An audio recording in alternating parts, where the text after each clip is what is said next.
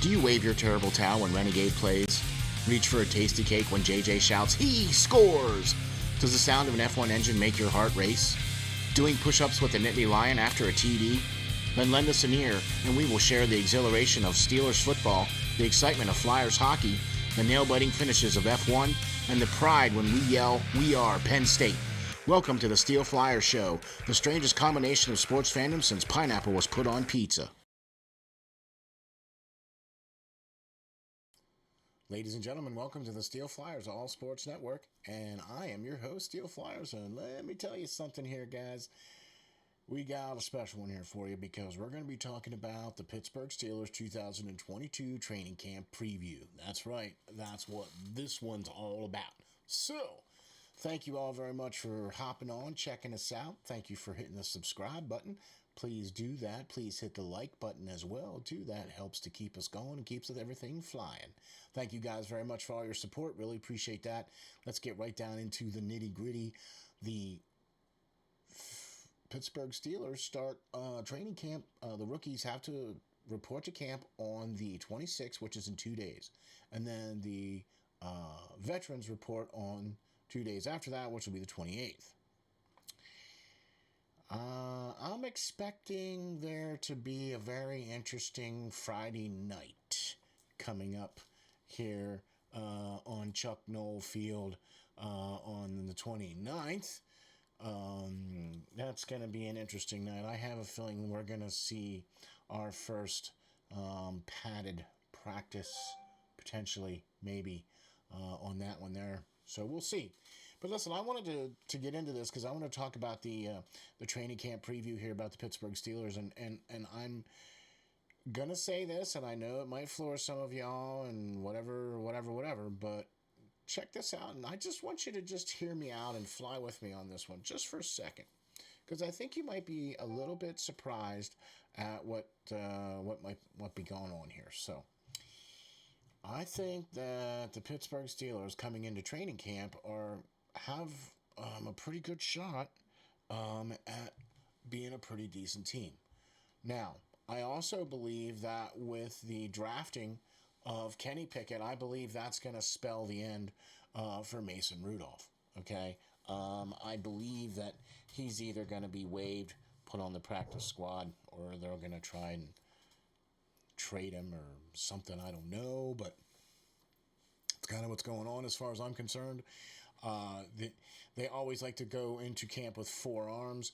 They did draft another 7th-round quarterback from like South Dakota State or something like that, and I just think that's going to spell the end for Mason Rudolph, and I'm okay with that. I'm sure there's a lot of other people that might feel the same way. I mean, you know, He's a nice guy, and it's just a shame that he just didn't work out here in Pittsburgh. Maybe he can catch on somewhere, or whatever the case is. Who knows?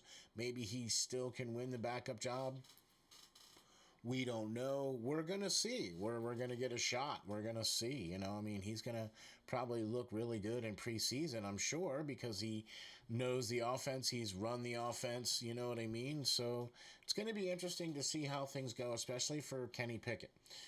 That's the Steelers' #1 draft pick that they selected in this year's draft, and he's a hometown guy from, he went to Pitt.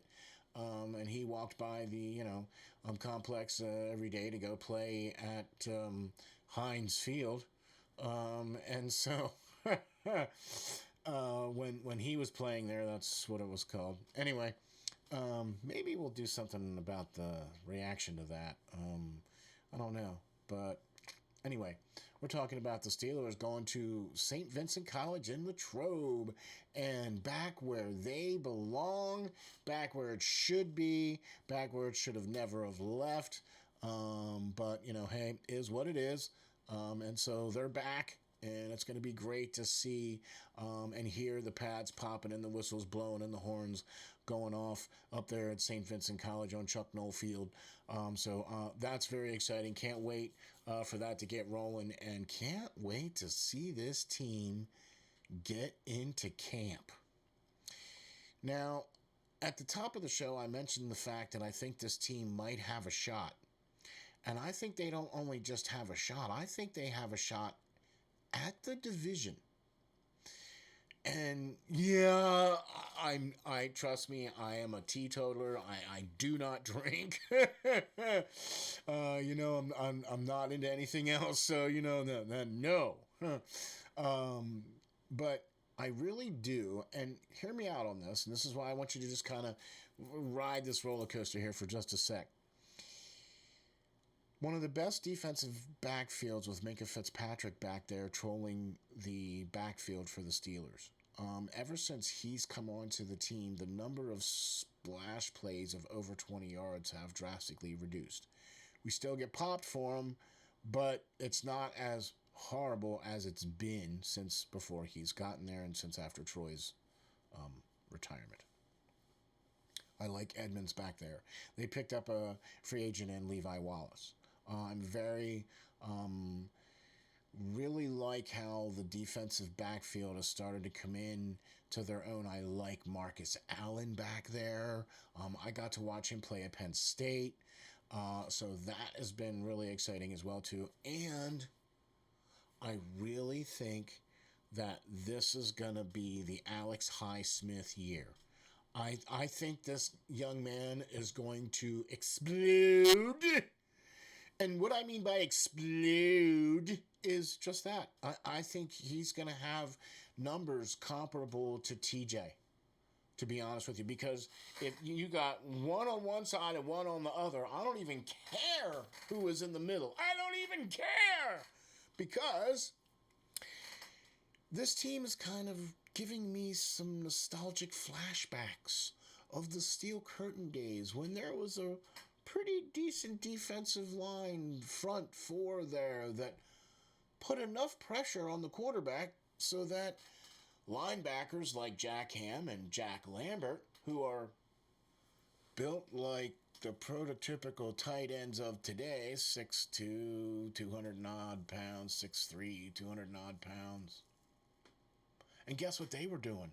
They were having interceptions and taking guys out from going across the middle. You didn't go across the middle against the Steel Curtain because those two guys were there. I mean, you get it?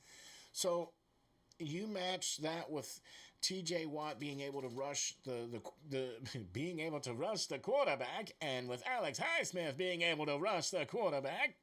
You got a pretty good tandem of guys, and then Bush back there, and then they picked a third-round draft pick.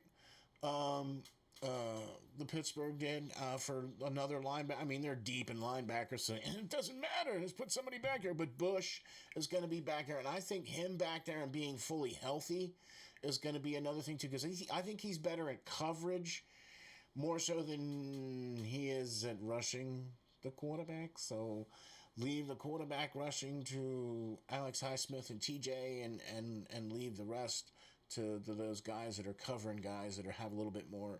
I mean, does that make sense? I guess that's kind of where I'm coming from, at least. And I think with this whole new surge of change of defensive philosophy now, with Flores now being the defensive coordinator and assistant head coach, and now I think with Tomlin having more say now, I guess more and more now in the defense and things of that nature. So a lot of things have changed. Coaching has changed a lot, and some of the philosophies have changed a lot with the Steelers. So a front four that can put enough pressure on the quarterback that the linebackers can either blitz and or drop back into coverage. And then a defensive backfield that basically is slowly trying to alleviate those large plays more and more every year. It gets better and better and better. More and more of those big plays go away, or that you can't run against Pittsburgh. You know what I mean? So I think that's going to carry them through the first part of the season, because I think you're going to have some learning pains and stuff with Trubisky. Learning the Matt Canada offense. But, okay, so we talked about the defense having a defensive good front with Allahu coming back, with Cam Hayward being there, and some good draft picks over the last couple of years, and some free agents dropped in here and there. And I really think that the defensive line, if the defensive line can be productive Like, they don't need to be Steel Curtain-esque. They just need to be productive and be enough to where you can stunt TJ and Alex and still be able to get pressure on the quarterback and still leave enough guys out there to cover, because there's so many guys now that are eligible to get the ball now with all these RPOs and everything being run on all these other teams, and especially having a guy out there who can spy a quarterback now that a lot of these quarterbacks all have athleticism and can run and can, tuck the ball in and do whatever they need to do and do damage that way too. So you kind of have to have guys on your defense that are capable of keeping up with those types of people. And I think Pittsburgh is kind of, maybe quietly or indiscreetly or whatever you want to call it, it just seems like there seems to be a pretty good group of guys back there on the defensive side. All right, I talked enough about defense, but as we all know, defense wins championships. All right, so here's where the craziness is going to come in here a little bit. I said it at the beginning where I think the drafting of Kenny Pickett spells the end for Mason Rudolph. I think that's the writing is on the wall for that. If Kenny Pickett can win the second job, if he wins the starting job, I don't think so. They brought in Trubisky to be the starting quarterback, so I think he's fighting for the second, the backup quarterback for Pittsburgh. Kenny Pickett is with Mason Rudolph and with the guy from, I can't remember what his name is, and I'm sorry, please. But at any rate, and I think he's probably gonna win the job. Kenny Pickett, I believe, is gonna win the job. It's gonna see how he does in preseason, if he can pick up the offense. He's been doing a lot of practice with the receivers and stuff like that. You see him all over social media, doing the videos and everything. So, and he looks good, and everybody looks good, and shorts and helmets, everybody looks good, but him getting the work in, that's good. Those doing those things, taking the advice of veterans that have said, hey, work with these guys and get to know them, and whatever. And he seems like a natural guy to do that anyway. So, not a bad guy, but I just didn't think that this would be the year to get a quarterback. And quite honestly, I think maybe next year or the year after might be a better year for a quarterback. So we'll see how that goes, which is kind of why I think they only signed Trubisky to a 2-year deal. So we'll see how that goes too. Now, comes the fun stuff with the offense. I think Trubisky and or Pickett can run the Matt Canada offense, obviously, way better than Roethlisberger could in his last season as quarterback. I mean, he was basically on one leg, and that leg was pretty much put together with, banding wire and tape and, whatever.